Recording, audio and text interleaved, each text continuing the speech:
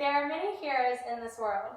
They've saved a person from a burning building, they've rescued a kitten from a tree, or they've performed a life-saving operation on a baby.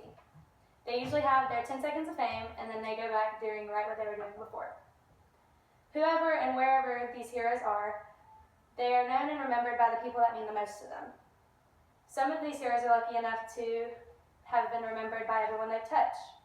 My great-grandma was by far the greatest woman and the greatest hero that I've ever known.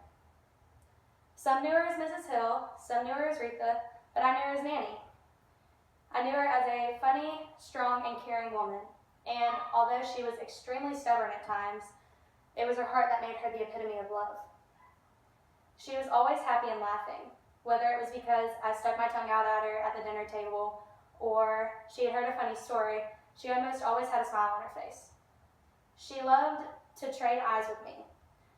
Her blue eyes became my blue eyes, and my brown eyes became her brown eyes. They were the most beautiful eyes I'd ever seen, but in her mind they were mine. That made her smile even in the toughest days. She was also very strong. She dealt with losing her mother at an early age because of a massive stroke that she never woke up from. In the 90s, she was diagnosed with breast cancer, and since she was used to taking care of everyone else, it was weird for her to have everyone else taking care of her. She refused to let her family see her fall, though. She fought through the most difficult time of her life, and for that, we had her for another 20 years. She was so caring. She took care of anyone and everyone she could. After building the plane that dropped the atomic bomb during World War II, she took in a son from her husband's previous marriage. She raised him as her own. She also took care of her other 3 kids, not to mention their husbands and wives once they got married. Her grandkids stole her heart when her first grandchild, Rita, was born. Then followed her twin, Rita. Rita and Rita were her whole life until the other 8 grandchildren came along. And then her love grew even bigger. Recently, we had Avery born. Avery was born in September, and for Nanny, life couldn't get any better. She was all of these things until March of this year, when everything suddenly changed. Her daughter came into the room to see her on the ground. She didn't talk, she barely smiled, and she never laughed. The doctors ruled it as a stroke. She was terrified, as we all were. She was more worried about us losing her, though, and feeling like she did when her mother passed of a stroke than she actually did of passing.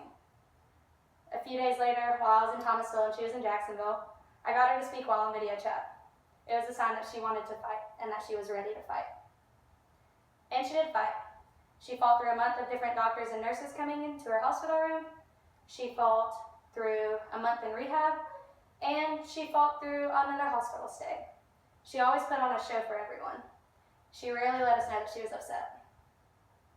She died on May 20th, 2017, just one day after my high school graduation. She got to meet all of her great-grandchildren. She got to see pictures of me walking at graduation, and she got to see her family together one last time. She taught us all to keep laughing, keep caring, and keep being strong. My hero left the earth that day, but if we can be anything like her, we can continue to be her hero.